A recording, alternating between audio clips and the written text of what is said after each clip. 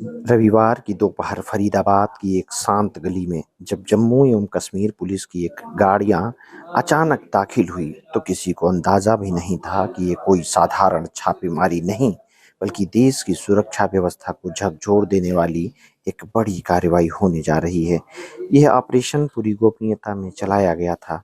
Police सीधे उस किराए के कमरे तक पहुंची जहां दरवाजा खुलते ही सामने आया 14 बैग जिनमें लगभग 300 किलो आरडीएक्स, AK-47 राइफलें, 84 कारतूस और विस्फोटक तैयार करने वाले केमिकल्स रखे हुए थे। कमरे का किराएदार एक डॉक्टर बताया जा रहा है। वहीं डॉक्टर जिसे कुछ दिन पहले उत्तर प्रदेश के सहारनपुर से जम्मू एवं कश्मीर पुलिस ने गिरफ्तार किया था। जांच में सामने आया है कि उस डॉक्टर के आतंकी संगठन जैश ए मोहम्मद से संबंधों की आशंका है। पूछताछ के दौरान ही पुलिस को पता चला कि उसका हरियाणा के फरीदाबाद में भी एक किराए का ठिकाना है। उसी सुराग के आधार पर जम्मू एवं कश्मीर पुलिस ने हरियाणा पहुंचकर गुप्त रेड की और कमरे से इतना बड़ा जखीरा बरामद हुआ है कि पूरा खुफिया तंत्र हिल गया।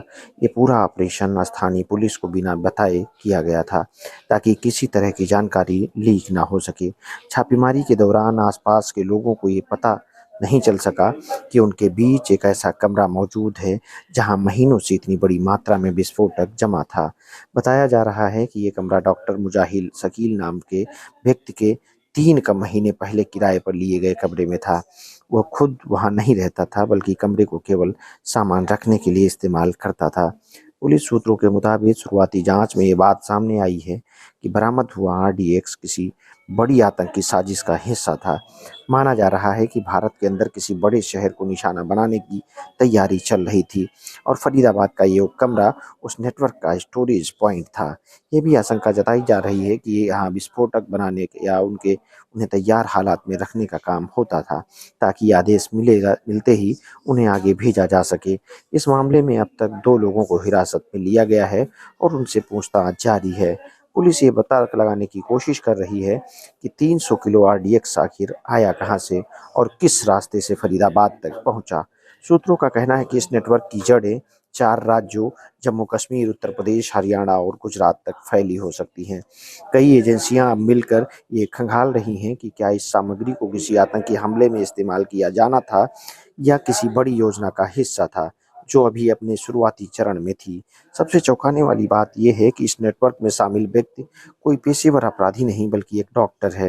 ये तथ्य इस बात की ओर इशारा करता है कि आतंकी संगठन अब पूरे पुराने तौर तरीके से आगे बढ़कर शिक्षित और पेशेवर लोगों को अपने नेटवर्क में शामिल कर रहे हैं ताकि शक की कोई गुंजाइश ना रहे।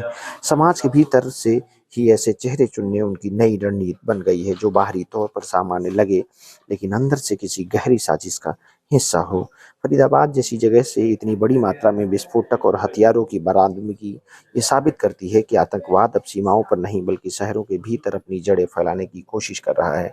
देश की आर्थिक और औद्योगिक राजधानी कहे जाने वाले इलाकों में इस तरह के ठिकाने बन जाना सुरक्षा एजेंसियों के लिए एक गंभीर चेतावनी है।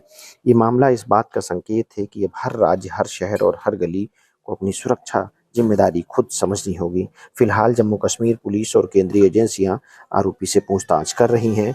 जांच का दायरा तेजी से बढ़ाया जा रहा है ताकि आरडीएक्स के स्रोत, उसके खरीदारों, ट्रांसपोर्ट चैनल और नेटवर्क की बाकी सदस्यों की पहचान की जा सके। अगर ये बरामदगी समय रहते ना होती तो ये 300 किलो आरडीएक्स किसी शहर में कहर बरपा सकता था।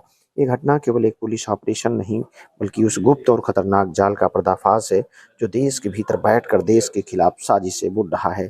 एक डॉक्टर का किराए का कमरा अब आतंक के सबसे बड़े भयावह सच का प्रतीक बन चुका है। एक ऐसा सच जो दिखाता है कि दुश्मन अब सीमाओं पर नहीं हमारे बीच छिपकर चल रहा है और उसके खिलाफ लड़ाई अब पहले से कहीं अधिक सतर्कता और एकजुटता की मांग करती है।